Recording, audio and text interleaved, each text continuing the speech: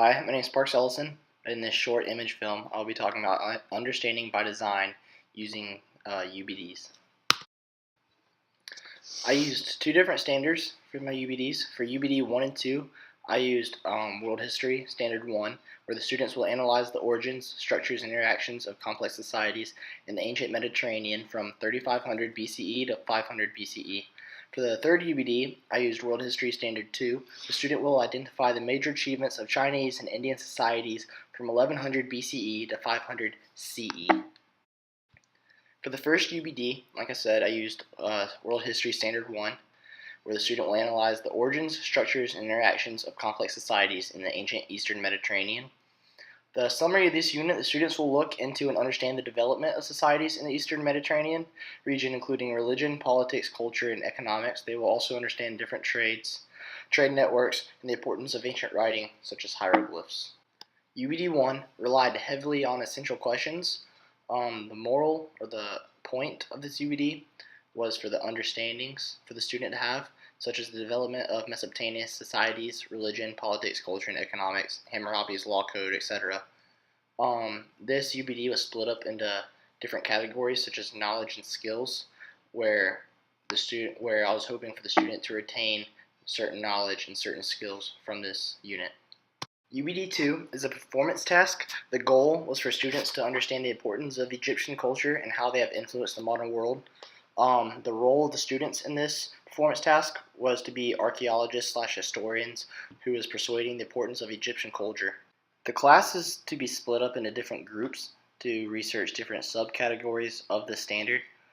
Each group is supposed to get together and research the material, and then they are to put together a presentation and then present it in front of the class. They are also to write a paper to present their findings of what they have learned. Group projects can have positive effects. It can also have negative effects. If you have students that can actually sit down and do work, it provides a lot of different opportunities for them to learn the material however they want to learn it.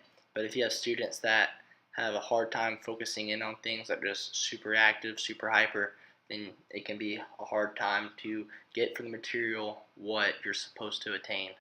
Considering the fact that group projects have long been an important element of higher education classes, researchers have found that students generally respond positive to group work, and this is due to the fact that it's different for them. They get to work with their friends and their peers to research material that they may find interesting or not, but they can make it interesting in their own way.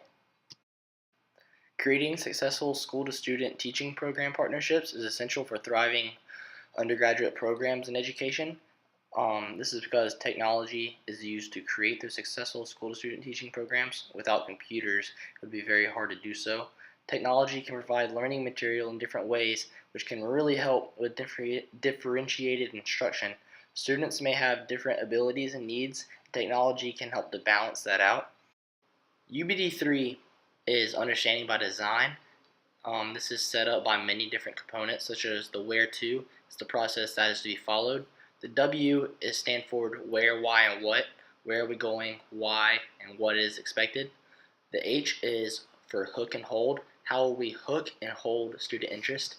E is for equip. How will we equip students for expected performances? R is for rethink and revise. How will we help students rethink and revise?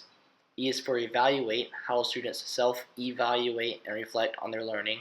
T is for tailor. How will we tailor learning to varied needs, interests, and styles? And organize.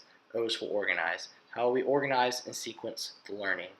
Within this UBD 3, we asked for the task, where is it headed and why, for goals, how we will keep the student engaged, what equipment will we use, rethink and revise, differentiated instruction, and a schedule of different categories used from within the unit. Essential questions are a common occurrence within classrooms today. This is because helping students think historically can be quite a challenge, being as a history teacher. Using essential questions can force the student to dig deeper into the current material, as well as think about it from different perspectives and how it has impacted and molded the current world that we live in.